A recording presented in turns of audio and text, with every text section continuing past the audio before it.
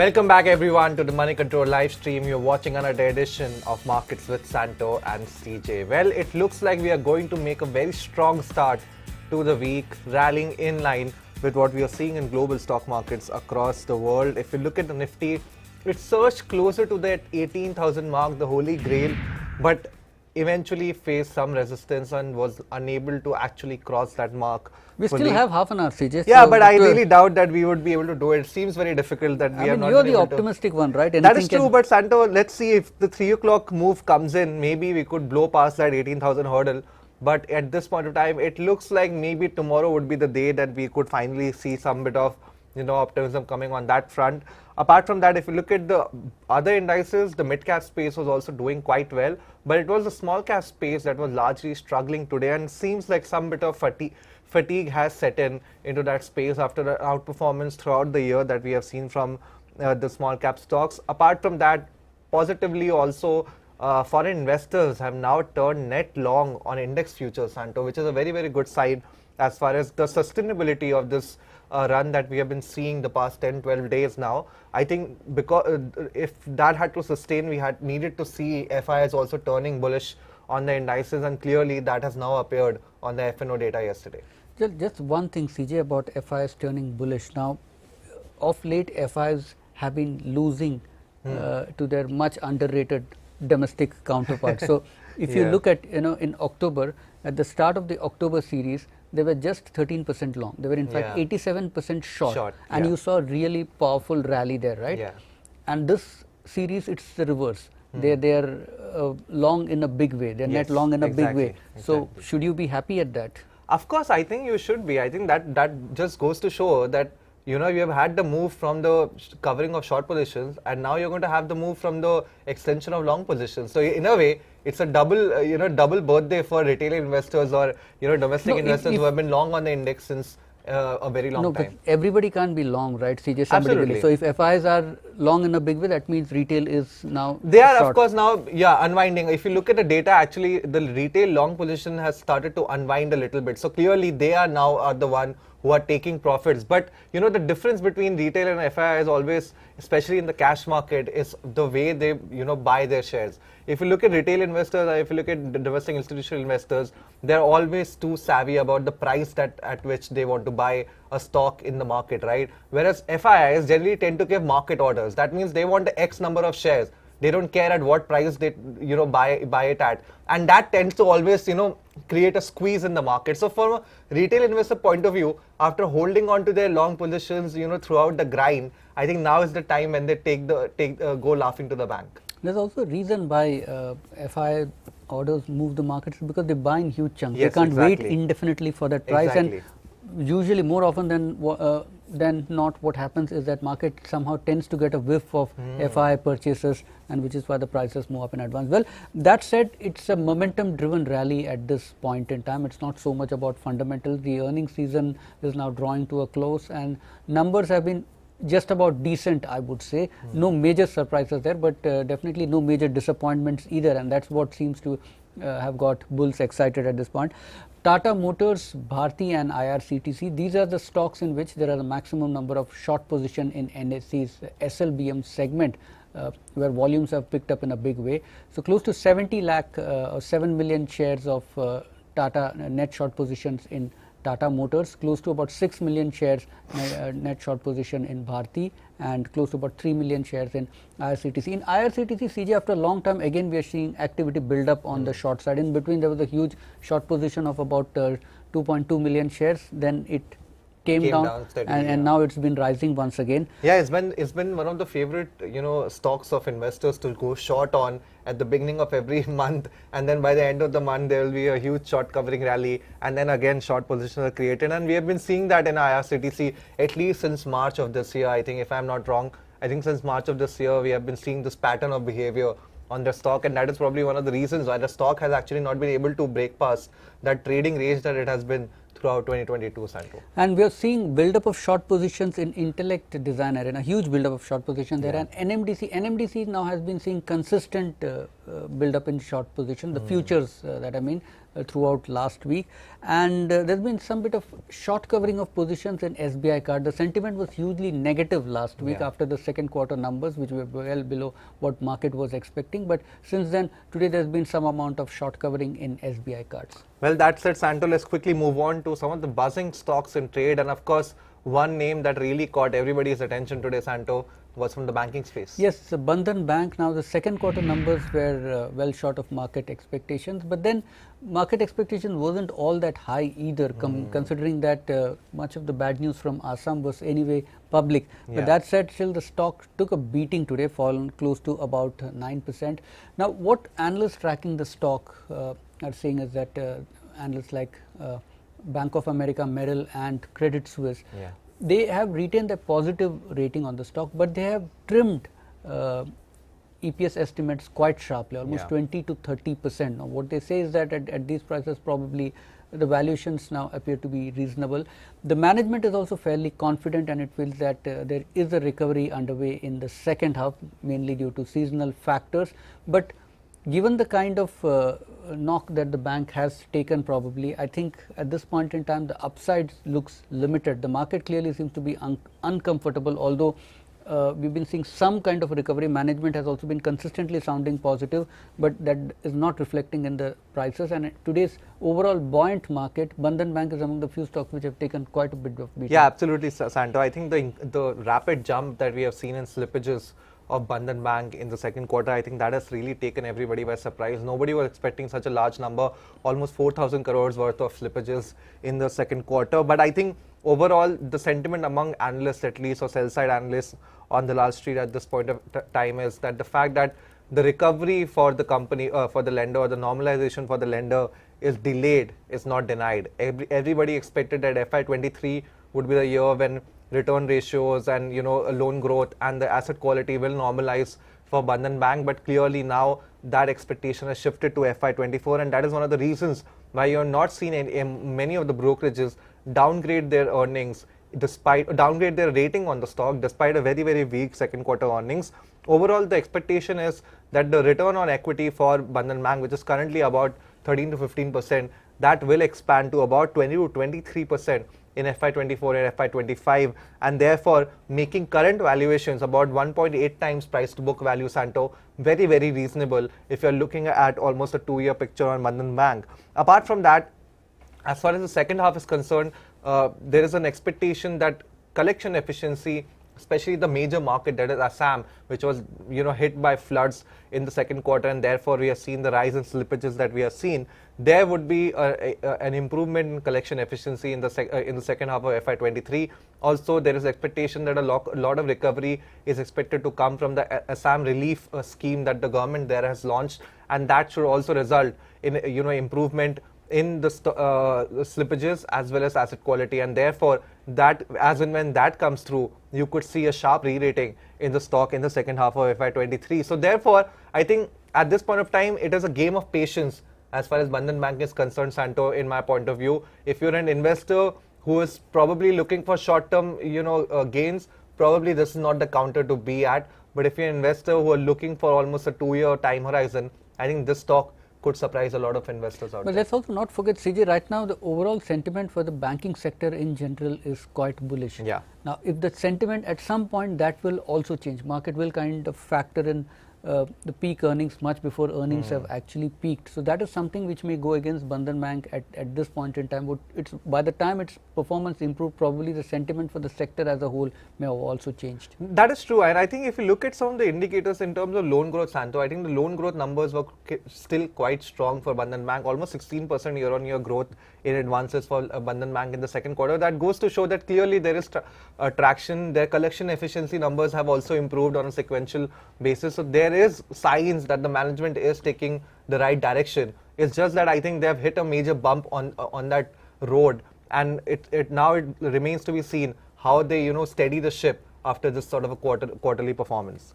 Well, the next stock on my radar today is a small cap name known as Saxsoft, and I talk about this stock because Prabhudas Leeladhar has come out with a technical pick on this stock. They believe that the stock has formed a first major bullish candle on the technical charts after a long period of consolidation. Now, if you look at also a momentum indicator like relative strength index that a lot of technical analysts out there track, even that indicator has given a trend reversal signal and a buy signal to brokerages, and that is what Prabhudas Leeladhar has been alluding to. The brokerage firm believes that buying at current price levels could yield almost 10 to 12% in short-term returns with a target of about 120 rupees Santo. So this is one stock, for the short-term traders out there who are looking for, trading bets in the market, I think this one stock to keep an eye out on. Well, the stock has done quite well post-pandemic, I would say.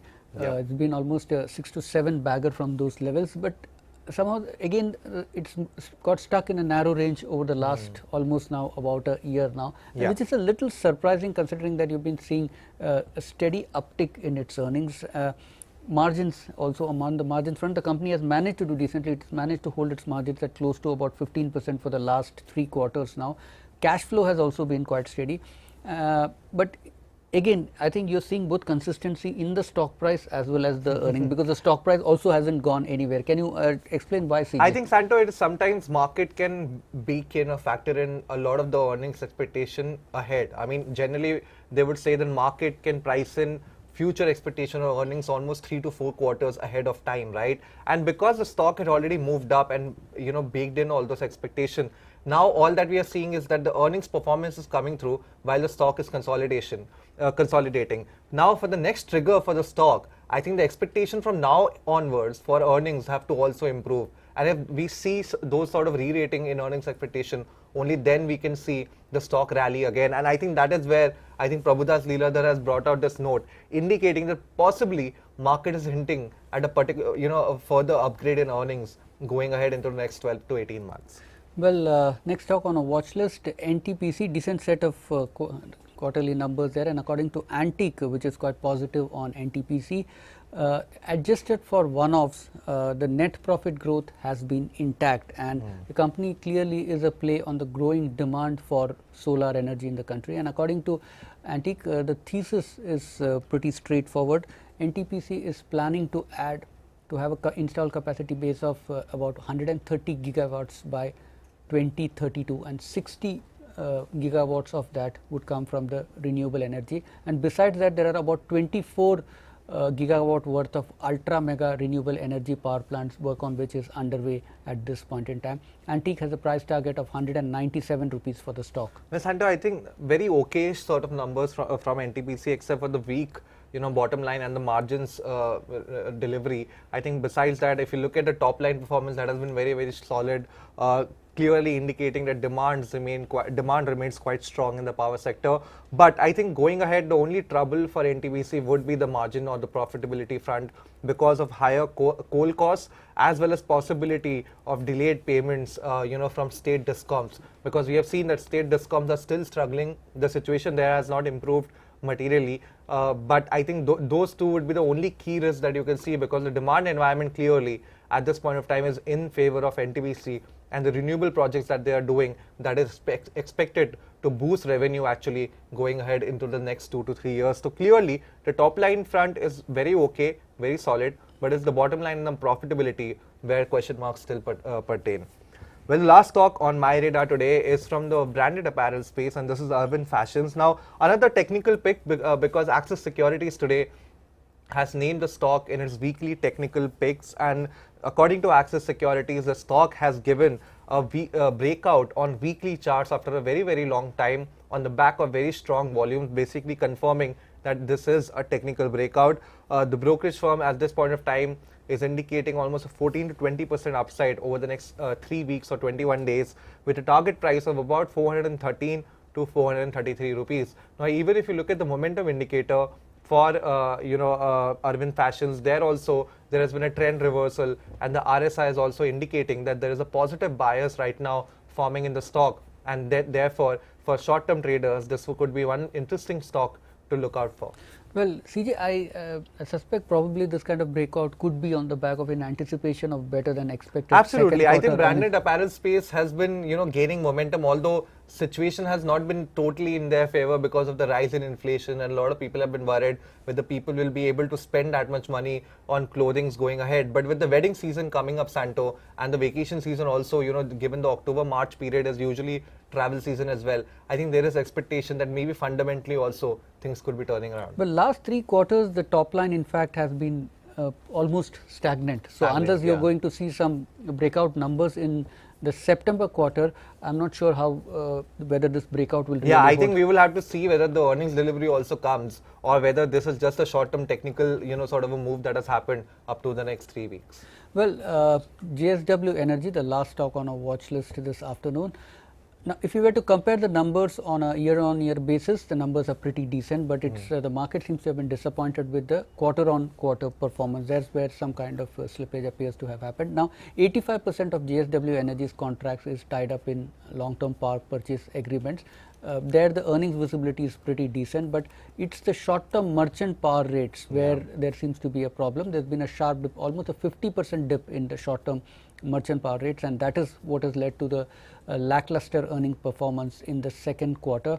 Elara Capital and Antique are among the brokerages which are bearish on the stock, and according to Elara Capital, the stock is quite expensive at current valuations, which is close to about 35 times estimated FY24 earnings. Antique too is bearish on the stock and has a fair value of 209 rupees, whereas Elara Capital's fair value for JSW Energy is at 178 rupees. Mind you, there are quite a few positives about the stock nevertheless.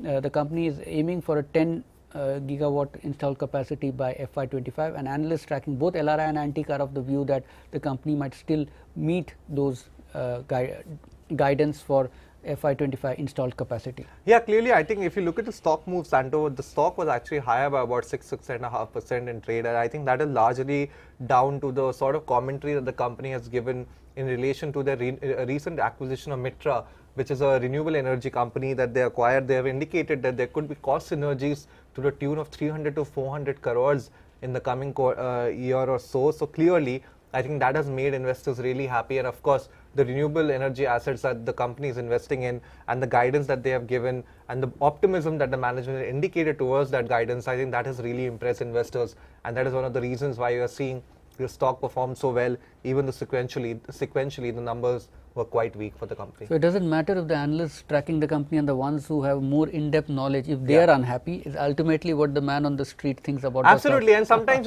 commentaries change. I think the commentary came to the this management commentary came actually in an interview to CNBC TV18 earlier this morning. So I think it happened probably after the company's conference call, and therefore market is just digesting the latest information that has come to its plate, Santo. Well, and a quick take on the markets at this point in time. Pretty much, CJ, it is the bulls in command. Yeah, and Santo, as you probably expected, I think we are heading closer towards that 18,000 mark. With actually Nifty, we have already breached it. We are now above 18,000. I told you, CJ. So finally, I think that 3 PM, very soon. The 3 PM move has worked in our favor, and with the Nifty now actually higher by by about 224 points. It's been a very, very sharp uptick in the Nifty, almost a 100-point move in the past 15 minutes. Sensex also edging towards that 61,000 mark now, higher by about 800 points. And the Nifty Bank clearly leading the way. Nifty Bank index higher by 0.7%. I think if you look at the Nifty IT index also, I think that is also doing quite well at this point of time. The Nifty IT index spectacularly, Santo, higher by about 1.5%. Ultratech, Cement, Sun Pharma, HDFC Bank, L&T among the big gainers today, up anywhere between 2 to 4%. JSW Energy is up close to 6%. Karur Vysya Bank is up 6%. So good all-round performance there, CJ. Clearly, Santo. And I think, Santo, talking of Ultratech, of course, one of our viewers, Ayush Rai, he wanted our thoughts on Ultratech, given especially in the context of the stock performance that we are seeing today. Well, clearly Ultratech is the market leader, and the big concern as far as the cement sector goes at this point in time is the huge capacity addition. So there are two things. One is will the demand growth sustain, the pace of demand growth sustained. Secondly, will raw material prices ease? Now that's been a major concern. At least the second quarter numbers of most leading cement companies took quite a bit of a beating, which to some extent was on expected lines. But if those high input costs remain for this quarter also, then probably the street may revisit its estimate. But specifically on Ultratech Cement, even though there are concerns of overcapacity shortly, mainly because of the Adani Group stepping up its act. On the whole, Ultratech Cement seems to be among the companies which can really stand up to it. So, if there is consolidation going on in the cement sector, it makes sense to stick with the big players. In the I mean, actually, if you heard into the company's conference call after their Q2 earnings, they were of the view that no matter what sort of capacity comes into the sector over the next 5 to 10 years, the demand is so strong that it can absolutely easily absorb all of that, and therefore they are not at all worried of any sort of price war or margin erosion happening in the sector. Also, as far as the the margin improvement sequentially is concerned in terms of lower raw material prices, there they were a little cautious. They indicated that fuel costs are likely to remain elevated because it does not seem that OMCs are willing to pass on the benefit of lower crude oil prices at this point of time. It remains to be seen how much and to what extent will they pass on the benefits. Apart from that, Ultratech is very, very bullish as far as the demand is concerned. They are expecting a very strong uptick in volume in second half, especially with the construction season now ongoing in India. So overall, I think the company and the management's indication, it just indicated to me, Santo, that they are not at all fearful of what is or what has transpired in the industry over the past 4 to 5 months. They in fact are looking at the bigger picture and the longer term vision, that is that India's cement demand or consumption per capita is going to go up because of the higher infra projects, and therefore I think this is one stock that could do quite well in the long term. Well, Santo, another view actually is on L&T Finance, and I remember this is one stock that you had talked about in the past. I think this is one NBFC that has been trying to do a lot to recover its space. I mean, they are into, of course, in the CV space. They have been largely, been a part of that CV space. There were issues as far as asset quality were concerned for L&T Finance for the longest time. I think those issues are now mitigating quarter by quarter. If you look at the recent earnings, quarter on quarter, there has been improvement in asset quality. Loan growth is improving, but the only risk I think for L&T Finance, Santo, from my point of view, would be the cost of funding because of the higher borrowing costs that we are seeing in domestic bond markets. At what cost will they be able to raise funds? And therefore, given the high level of competition, they cannot also raise interest rates at the same pace as, say, a deposit-taking lender. So I think the competitive environment at this point of time works against NBFCs, or at least most NBFCs, but it remains to be seen if L&T can glide through this much better than others. Yes, it's been one of the laggards in the NBFC space. It's been way below in the pecking order in a market that has been quite favorable towards NBFC stocks over the last 6 to 8 months. So the big question is whether there have been a few attempts at re-rating of the stock in the past, none of them which have sustained. So remains to be seen if this time will be any different. Well, that's it, Santo. Let's move on to our last section of the day, and that is what you should be watching out for tomorrow's trading session. Of course, the first data point would be tomorrow's China kicks in manufacturing PMI data. That will be very critical for Asian markets and for our markets in the morning. That will come out tomorrow morning, and apart from that, tomorrow evening you will have the US JOLTS job openings data as well as the ISM manufacturing PMI data coming out. So a lot of economic data will be coming out throughout this week. Of course, we have also a lot of central banking action later this week, so you could expect a bit of a cautious trade for the rest of the week, especially in global markets because of the US Fed FOMC meeting outcome, as well as the additional monetary policy meeting that we have at home on November 3rd. Well, and with that, we wrap up this edition of Markets with Santo and CJ. Thanks for watching and also sending in your feedback and queries. Continue to do that. We'll be happy to answer them to the best of our knowledge. Absolutely. And guys, you can keep following us on the social media links that you can see at the bottom of your screen. And for rest of your financial news, stay tuned to moneycontrol.com and download the Moneycontrol app. We'll catch you again live tomorrow morning at 9 a.m. Till then, have a great day.